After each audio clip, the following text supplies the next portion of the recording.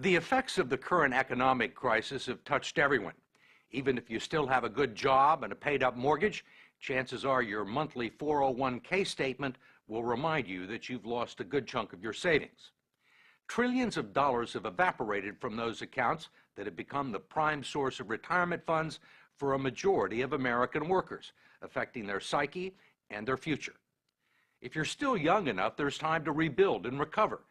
But if you're in your 50s or 60s or beyond, the consequences can be dire.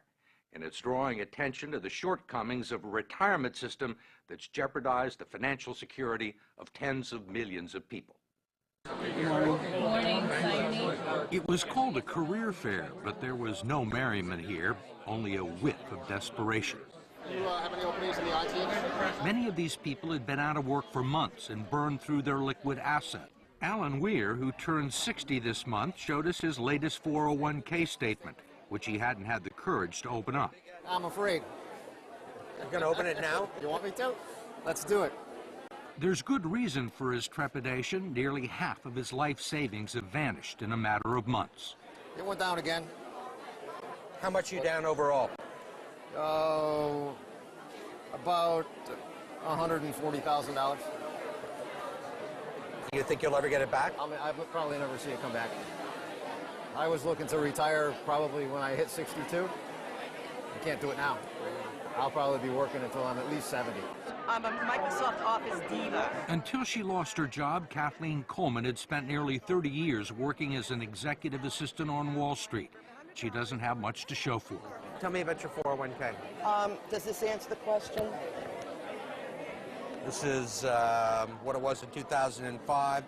2007, you're down below 2005. Right. Another one went down almost $40,000. One was Right. 88,000, and then it went down to like 50. In Dearborn, Michigan, Terry and Donna McNally are barely holding on. He lost his sales job in August. The condo they bought 15 years ago is worth less than their mortgage, and 40% of his 401k retirement savings is gone. Donna is the main provider now. Are you here for Joan? Yes. Terry considers himself fortunate to have found part-time work greeting the bereaved at a funeral home and making lattes at Starbucks, There you go. where colleagues young enough to be his grandchildren have taken him under their wing. What's the hardest part? I'm no longer sitting in a computer or driving in a car to a call. Do you think you'll ever be able to retire? I don't see that day. Can no longer see that day. What kind of a retirement plan allows millions of people to lose 30 to 50% of their life savings just as they near retirement? David Ray, president of the profit-sharing 401k Council of America and a lobbyist for the 401k industry, says it's one that empowers people to make their own investment decisions. 401k is the absolute best way people can save for retirement. They absolutely are the best retirement vehicle we have. How can you say it's the best available if it has let down tens of millions of people at the time they need the money the most? That's not a 401k problem. That is our entire investment system. This is about the markets went down for everybody. Nobody was saved in the current thunderstorm. Ray says that many people still have more money in their 401ks than they've actually contributed. He says everyone had multiple investment options, including low-yield guaranteed returns, and he believes people who lost money have no one to blame but themselves. In America, it's a society based on freedom and choice and personal responsibility. We need to help them understand these responsibilities and execute them to the best they can.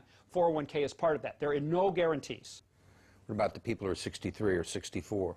A lot of those people were thinking about retiring. Well, and now they aren't. Well, I mean, a lot of them were retired and have to go back into the workforce. Well, but that was not a 401k problem. That's an investment system problem. The markets go up and down, and if those people chose to take equity risk, there was a logical outcome. But in fact, the 401k plans that have become the primary source of retirement income for 60 million Americans were never designed to be retirement plans in the first place. They were created in the late 1970s as a savings plan and tax shelter for ordinary Americans. The idea was that workers would make voluntary contributions and employers would match a portion of them. The taxes would be deferred until the employee reached the age of 59 and a half. It was supposed to supplement the two traditional income streams for retirees, Social Security and pensions, one leg of a three-legged stool that would support American workers into their golden years. But it didn't turn out that way. The three-legged stool, if you will, has gone to two legs, and it's wobbly, and it's wobbling, and I'm not sure that it's going to support anything. And that's the scary part, and people are afraid. Brooks Hamilton has helped design retirement plans for some of the country's largest corporations. He says 401ks turned out to be so much cheaper than funding pensions that many companies decided to freeze their pension plans and replace them with 401ks. The decision created millions of new employee investors for Wall Street and the financial community, and they pounced on the opportunity. If you go back and track the mutual fund growth in assets, and you track the growth in 401k plans, it looks like a railroad track leading to the sky.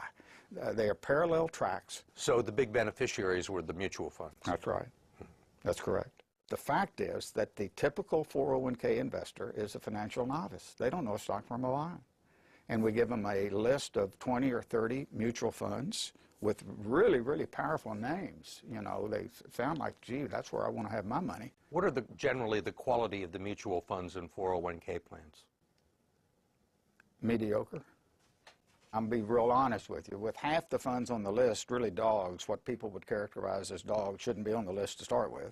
There clearly has been a raid on these funds by the people of Wall Street, and it's cost the savers and the future retirees a lot of money that would otherwise be in their account, independent of the financial collapse. Representative George Miller of California is chairman of the House Committee on Education and Labor and a staunch critic of the 401k industry, especially its practice of deducting more than a dozen undisclosed fees from its clients' 401k accounts. Now you got a bunch of economic wizards jumping in and taking money out of your retirement plan, and they don't want to tell you how much. You can't decipher it in simple English, and they're not interested in disclosing it or having any transparency about it. And most of the people that look at their 401ks have no idea that these fees are being taken out. No. Where would you find it? Where would you find these fees in this prospectus?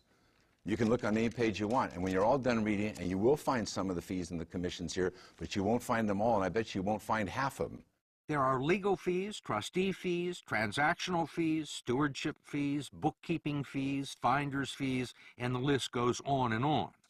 Miller's committee has heard testimony that they can eat up half the income in some 401k plans over a 30-year span, but he has not been able to stop it. We tried to just put in some disclosure and transparency in these fees, and we felt the full fury of that financial lobbying. David Ray, a lobbyist for the 401k industry, says he favors disclosing the fees, but his partners in the financial industry don't. You think most people know these fees exist? I think they know that there are fees. They don't know exactly how large they are. Why do you think the financial services industry is opposed to fee transparency? I don't know that they're opposed to it. I think the issue is... You don't think they're opposed to it? Well, they want to keep... You're a lobbyist in Washington, right? You know they're opposed to it. George Miller hasn't been able to get a bill to the floor. I think they want to keep the systems as simple and not make changes.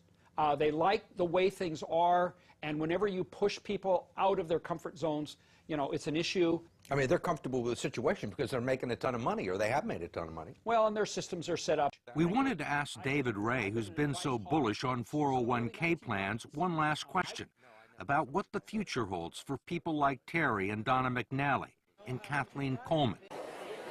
Need a babysitter? Most of the people that we've talked to are 50 and 60 years old, Right. and have sustained these losses, say there is no way they're ever going to make them back. Right. Do you agree with that? I think we have to be truth tellers. I think that when a person has hit this point and we've had this unfortunate situation, I don't think we can misrepresent what the possibilities are. And the reality is that money's not coming back that they've lost. They can't count on it. They have to, maybe they have maybe if they work 10 more years, it'll come back by the 10, but it's important that they not have unrealistic expectations.